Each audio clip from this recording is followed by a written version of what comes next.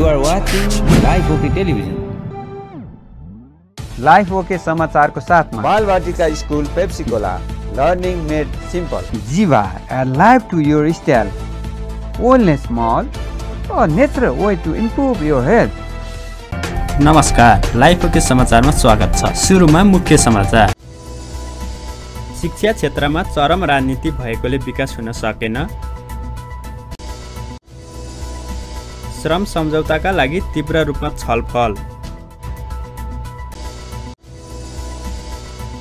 चुनाव चिन्हका आधारमा प्रतिस्पर्धा गर्न दिने।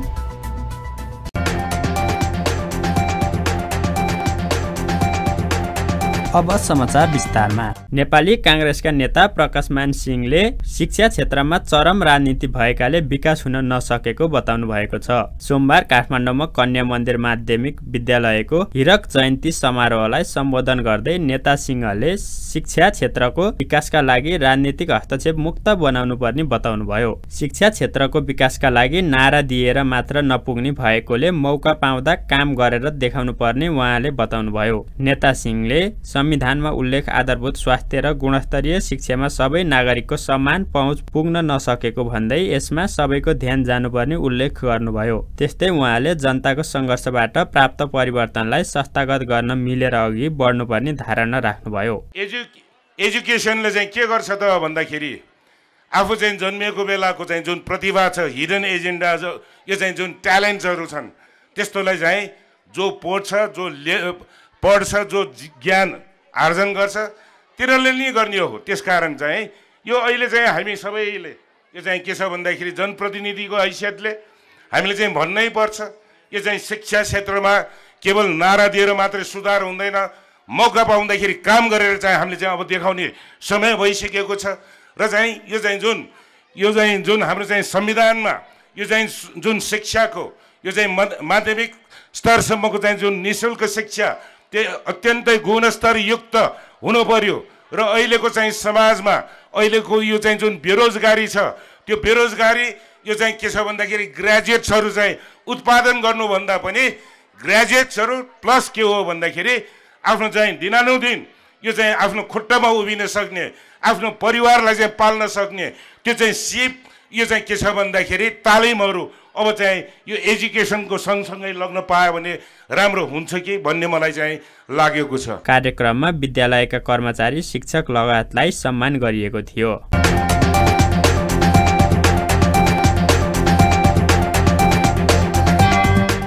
श्रम मन्त्रालयले बेलायत, मालदिप्स र सिसेल्स श्रम सम्झौताको लागि तीव्र रूपमा छलफल अगाडि बढाइएको जनाएको छ। सोमबार मन्त्रालयमा पत्रकार सम्मेलन गर्दै श्रम, रोजगार तथा सामाजिक सुरक्षा मन्त्री कृष्ण कुमार श्रेष्ठले नयाँ गन्तव्य मुलुकको रूपमा बेलायत, मालदिप्स, सिसेल्स र इजरायल निर्माण श्रमिकको लागि श्रम सम्झौताका लागि श्रम वार्ताहरू तीव्र रूपमा अगाडि बढाइएको जानकारी दिनुभयो। अहिले 178 मुलुकमा नेपालीहरू व्यक्तिगत श्रम स्वीकृति लिएर जान पाउँछन् भने 110 मुलुकमा संस्थागत रूपमा श्रम स्वीकृति लिएर जान पाइने मन्त्रालयले जनाएको छ। त्यस्तै एकपटक वैदेशिक रोजगारमा गएर फर्किएकाहरूले फेरि विदेश जाँदा अभिमुखीकरण तालिमको कक्षा लिनु नपर्ने व्यवस्था गरिएको मन्त्री श्रेष्ठले बताउनुभयो। त्यस्तै मन्त्रालयले वैदेशिक रोजगार बोर्डले विदेशमा मृत्यु भएका श्रमिकका परिवार र अङ्गभङ्ग भएकालाई दिइने क्षतिपूर्ति सम्बन्धी सेवा पनि वैदेशिक रोजगारको मुख्य अनलाइन प्रणालीबाट आबद्ध गरेको छ। यसले पीडित श्रमिक र उनीहरूको परिवारलाई क्षतिपूर्ति र बिमा रकम पाउन सहज हुने मन्त्री श्रेष्ठले बताउनुभयो। उहाँले आगामी जुनभित्र कतारसँग नयाँ श्रम समझदारीको हस्ताक्षर गर्ने सहमति भएको जानकारी दिनुभयो। मन्त्री श्रेष्ठले 5 वर्षे रणनीतिक कार्ययोजना तयार गरी स्वीकृतिको चरणमा पुगेको बताउनुभयो। मन्त्री श्रेष्ठले वैदेशिक रोजगारीमा जानेहरूको शुल्क निर्धारणका विषयमा पनि छलफल भइरहेको जानकारी दिनुभयो।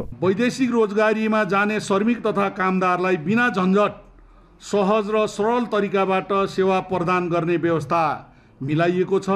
गुनासाहरू तत्काल सम्बोधनको व्यवस्था मिलाइएको छ।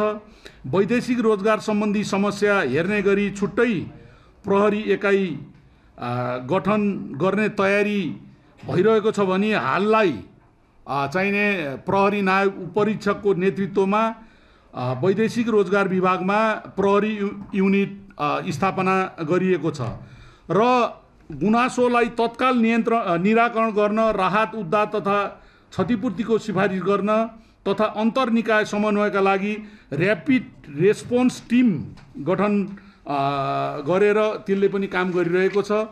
यस्तै मैले यस मन्त्रालयको नेतृत्व लिइसकेपछि नयाँ गन्तव्य मुलुकमा जस्तै बेलायत, मालदिभ्स, सिसेल्स र इजरायल निर्माण श्रमिकको लागि नयाँ श्रम सम्झौताको लागि श्रम वार्ताहरू तीव्र रूपमा अगाडि बढाइएको छ।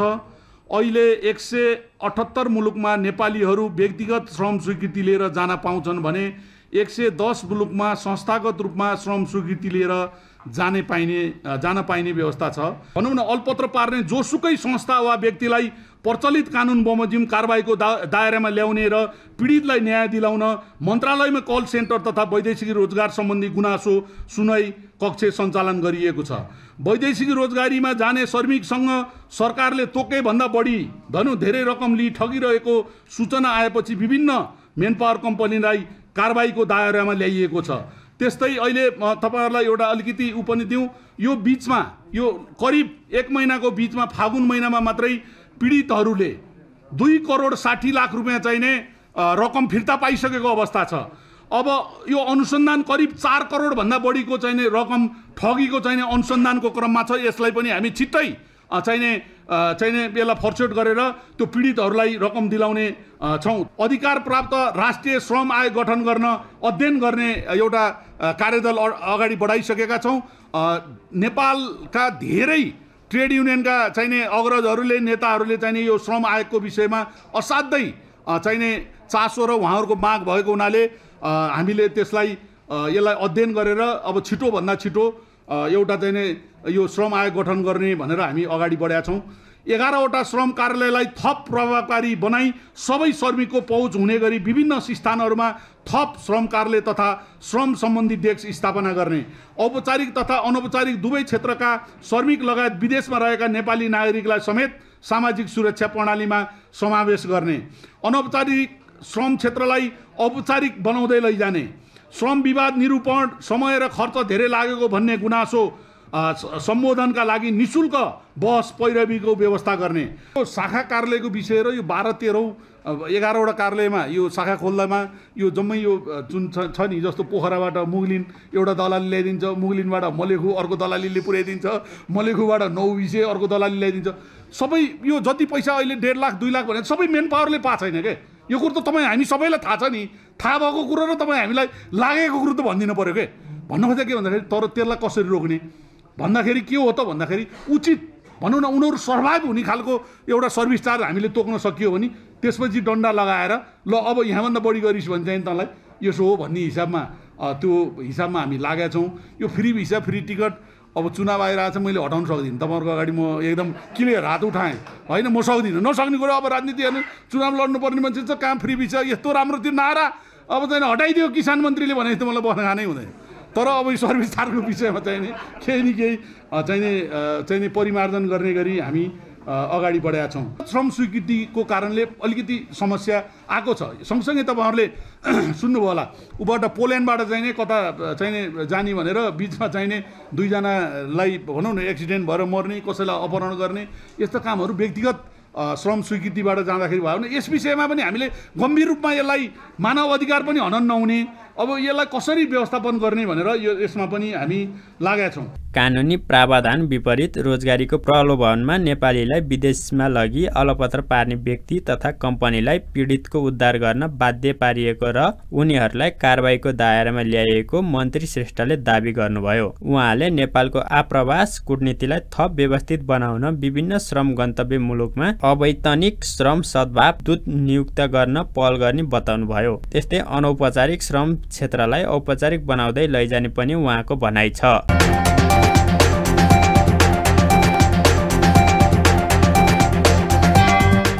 निर्वाचन आयोगले स्थानीय तहको निर्वाचनमा सबै दललाई आफ्नै चुनाव चिन्हका आधारमा प्रतिस्पर्धा गर्न दिने व्यवस्था गरेको छ। सोमबार काठमाडौँमा आयोजित नियमित पत्रकार सम्मेलनमा आयोगका प्रवक्ता शालिग्राम शर्मा पौडेलले राष्ट्रिय मान्यता प्राप्त नगरेका दलहरूलाई पनि दल दर्ताका समयमा लिएको चुनाव चिन्हकै आधारमा चुनावमा प्रतिस्पर्धा गर्न दिने निर्णय गरेको जानकारी दिनुभयो। यसअघि आयोगले स्थानीय तह निर्वाचनका लागि दल दर्ता भएका राष्ट्रिय मान्यता प्राप्त बाहेकका दललाई जिल्लामा रहेको संगठन संरचनाको विवरण माग गरेको थियो। त्यसका आधारमा आयोगले जिल्लामा रहेका दलको संख्या पनि टुङ्गो लगाएको छ।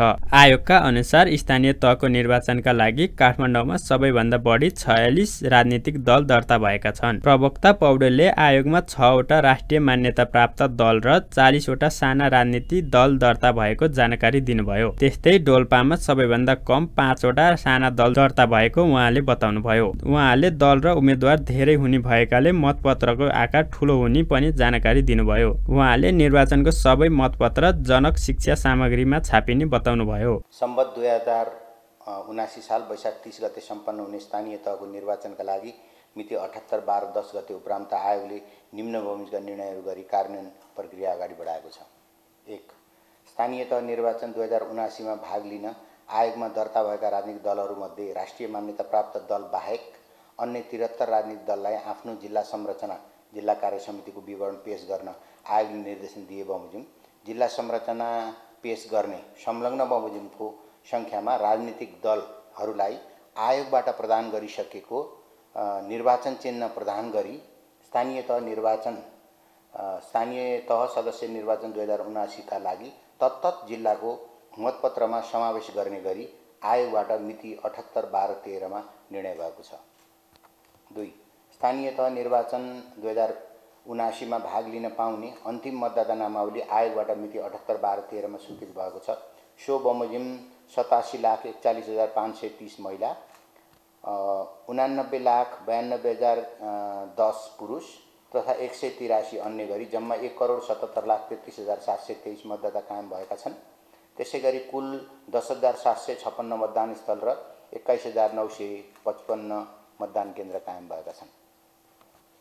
स्थानीय तह निर्वाचन परियोजनाका लागि नियुक्त हुने 77 जना मुख्य निर्वाचन अधिकृत र 676 जना निर्वाचन अधिकृतको सूची मिति 78/12/13 गतेको गोरखापत्र मार्फत सार्वजनिक गरिसकिएको छ। स्थानीय तह निर्वाचन 2079 को निर्वाचनमा पर्यवेक्षणमा भाग लिन इच्छुक संस्थाहरूलाई निवेदन पेश गर्न 78/12/13 गते सूचना आह्वान गरिएको छ। विगतको अभ्यास र अन्तर्राष्ट्रिय प्रचलन समेतका आधारमा राष्ट्रिय संस्थाहरूलाई मात्र पर्यवेक्षण गर्न अनुमति दिइनेछ। इच्छुक राष्ट्रिय संस्थाहरूले 15 दिनभित्र विद्युतीय माध्यमबाट आवेदन दिन सक्ने गरी व्यवस्था मिलाइएको छ। 5. स्थानीय तह निर्वाचन 2079 का लागि आवश्यक पर्ने सबै मतपत्र जनक शिक्षा सामग्री केन्द्रबाट छपाई गर्ने गरी आयोगबाट मिति 78/12/11 मा निर्णय भएको छ। सो बमोजिम उक्त केन्द्रलाई जनशक्ति छपाई मेसिन लगायतका पूर्वाधार तयारी हालतमा राख्न निर्देशन दिइएको छ। अब हामीले आयोगले अहिले राखेको एउटा सोचाइ के छ भने काठमाडौँ, ललितपुर, भक्तपुर लगायतका उपत्यकाका नगरपालिकाहरू र केही उपत्यका बाहिरका पनि ठुला नगरपालिकाहरूलाई मनोनयन फाइनल भएपछि निर्वाचन चिन्ह दिने एउटा सोच राखेको छ। त्यसले गर्दा यी जहाँ बढी उम्मेदवारको चाप हुने हो त्यस्तोमा हामीले म्यानेज गर्न सक्यौं भने मतपत्रको साइज तुलनात्मक रूपमा कम होला भन्ने अनुमान गरिएको छ। तर अब मतपत्र ठुलो त अब हाम्रो संविधानले राजनीतिक दल खोल्न दिएको स्वतन्त्रता हैन, त्यसको आधारमा राजनीतिक दलले आफ्ना एजेन्डाहरू, आफ्ना कार्यक्रमहरू, आफ्ना दर्शनहरू नागरिक मतदाता समक्ष लिएर गएर आफू प्रचार प्रसार गरेर आफ्नो पक्षमा मत माग्ने उहाँहरूको राजनीतिक राइट हो। त्यसका आधारमा निर्वाचन चिन्ह बढी भएका आधारमा मतपत्र ठुलो हुन्छ भनेर त्यसलाई सम्बोधन नगरिरहन सकिन्छ। त्यस्तै आयोगले आइतबार नै मतदाताको अन्तिम नामावली सार्वजनिक गरेको जनाएको छ, जसमा पुरुष मतदाता भन्दा महिला मतदाताको संख्या धेरै छ। त्यस्तै राष्ट्रिय संस्थाहरूले मात्रै निर्वाचनमा पर्यवेक्षण गर्न पाउने व्यवस्था गरिएको प्रवक्ता पौडेलले बताउनुभयो।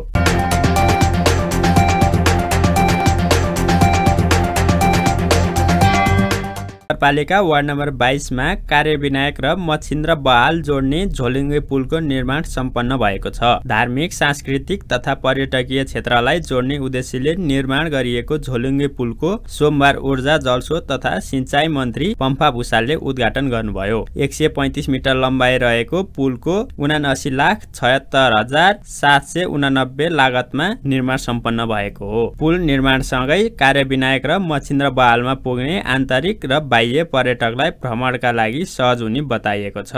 कार्यक्रममा मन्त्री भुसालले धार्मिक तथा पर्यटकीय केन्द्रलाई जोड्ने पुल निर्माण भएसँगै पर्यटन प्रबन्धनमा सहयोग पुग्ने बताउनुभयो। उहाँले कार्यविनायक र मछिन्द्र बहालको संरक्षणमा पनि ध्यान दिनुपर्ने धारणा राख्नुभयो। यो 72 सालको भूकम्पले क्षतविक्षत भयो। श्रीलङ्का सरकारले बनाइदिने भनेर वर्षौँ बिते, त्यो बनेन। म पुरै 1 वर्ष त्यसलाई तोड्ने र हामी स्थानीयले बनाउने भन्नेमा लाग्यौँ र त्यसपछि अब रातो मसिनाथको मन्दिर हामी सम्पन्न गरेपछि त्यो हामी बुङमतीवासीको पहिचान त हो, तर सिङ्गो राष्ट्रको पनि पहिचान हो। त्यो हामी त्यो नजिकै त्यो पुरा हुँदैछ। त्यसपछि कार्यविनायक र यो ऐतिहासिक यो प्रथम बिहार बुद्धिस्टहरूको यो नेपालको पहिलो बिहार हो। बुद्धले बुद्ध प्राप्त गरेर आफ्नो बुद्ध दर्शन पछिका धर्म नै गराइयो, त्यसको पहिलो। तर यो चाहिँ फाल्नेको जस्तो अलि यता आयो, एकदम सबै लहर फोहोर फाल्ने अनि पहिरो जाने एउटा रक्षण जस्तो ठाउँ भनेको थियो। पारिपट्टि ऐतिहासिक कार्यविनायक छ, यतापट्टि यो हाम्रो अन्तर्राष्ट्रिय पहिचान बनाएको सम्पदा रातो मसिनाथ, यसलाई जोड्न पर्छ। र यसले चाहिँ त्यहाँ आउने मान्छे, यहाँ आउने मान्छे र यसले यहाँको आर्थिक जीवनमा त्यो पर्यटकीय हिसाबले चाहिँ योगदान गर्नुपर्छ भन्ने मेरो निष्कर्ष थियो र मैले साथीहरूलाई कुरा राखेँ। धेरैले हुन्छ भन्न, कतिलाई के हुन्छ भन्ने थियो, तर अन्तिममा मैले योजना, मेरो काम चाहिँ योजना ल्याउने, बजेट ल्याइदिने हो। त्यसको कार्यान्वयनमा चाहिँ अब एउटा खरिद प्रक्रिया हुन्छ, टेन्डर आदि चाहिँ ठेकेदार, तर कार्यान्वयनमा ठाने नलाग्दासम्म भन्दैन। मन्त्री भुसालले आन्तरिक तथा बाह्य पर्यटकका लागि लक्षित गर्दै स्थानीयको पहलमा नै अभियान चलाउन सुझाव दिनुभयो। मन्त्री भुसालको पहलमा स्थानीय पूर्वाधार विकास कार्यक्रम अन्तर्गतको बजेटबाट सो पुल निर्माण गरिएको हो।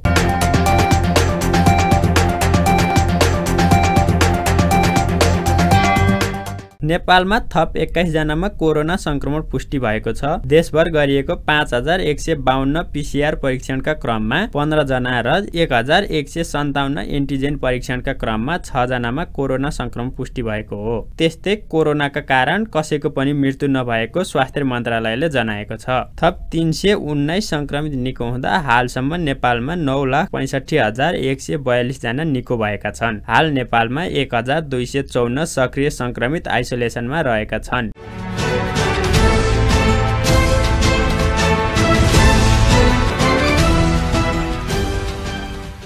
त्रिकोणात्मक टी20 अन्तर्राष्ट्रिय सिरिजमा घरेलु टोली नेपालले विजयी सुरुवात गरेको छ। कीर्तिपुर स्थित टियु क्रिकेट मैदानमा सोमबार पपुवा न्युगिनीलाई 15 रनले हराउँदै नेपालले सिरिजमा सुखद सुरुवात गरेको हो। नेपालले दिएको 184 रनको लक्ष्य पछ्याएको पीएनजीले 19 ओभर 2 बलमा अल आउट हुँदै 168 रन मात्र बनाउन सक्यो। यसअघि टस हारेर ब्याटिङ गरेको नेपालले 20 ओभरमा 9 विकेट गुमाएर 183 रन बनाएको थियो। नेपालका लागि आसिफ शेखले सर्वाधिक 43 रन बनाए। आक्रामक सुरुवात गरेका ओपनर कुशल भुर्तेल 1 छक्का र 3 चौका प्रहार गर्दा रन आउट हुन पुगे। दोस्रो विकेटका लागि आसिफ शेख र रोहित पौडेलले 80 रनको साझेदारी गरेपछि नेपालले ठूलो स्कोर खडा गरेको थियो। आसिफले 35 बलमा 5 चौका र 1 छक्का प्रहार गर्दै 43 रन बनाए। रोहितले 43 रन बनाए। अब नेपालले दोस्रो खेलमा बुधबार मलेसियासँग प्रतिस्पर्धा गर्नेछ। सिरिजमा नेपाल, पीएनजी र मलेसियाको सहभागिता रहेको छ। सिरिज अन्तर्गत नेपालले पीएनजी र मलेसिया विरुद्ध 2-2 खेल खेल्नेछ।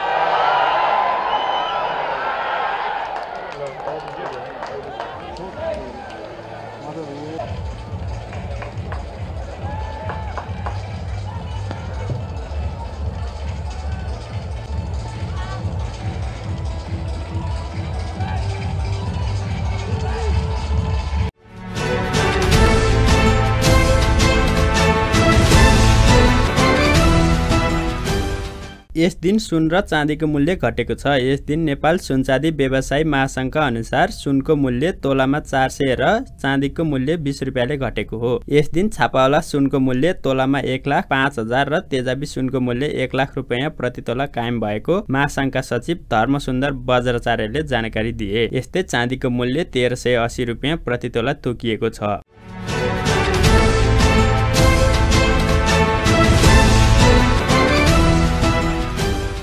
यस दिन नेप्से 29.98 अङ्क घटेर 2542.28 बिन्दुमा झरेको छ। यस दिन सेन्सिटिभ इन्डेक्स 5.02 अङ्क घटेको छ भने फ्लोट इन्डेक्स 2.14 अङ्क र सेन्सिटिभ फ्लोट इन्डेक्स 1.92 अङ्क घटेको छ। यस दिन नेप्सेसँगै कारोबार रकम पनि घटेको छ। यस दिन 231 स्टकको 42,712 पटकको कारोबारमा 2 अर्ब 54 करोड 53 लाख रुपियाँ बराबरको 49,58,000 किता सेयर खरिद बिक्री भएको छ। अन्त्यमा प्रमुख समाचार फेरि एकपटक। शिक्षा क्षेत्रमा चरम राजनीति भएकोले विकास हुन सकेन। श्रम सम्झौताका लागि तीव्र रूपमा छलफल। चुनाव चिन्हका आधारमा प्रतिस्पर्धा गर्न दिने। हवस् त अहिलेका लागि लाइफके समाचार यति नै। हेर्दै गर्नुहोला लाइफके टेलिभिजन। नमस्कार।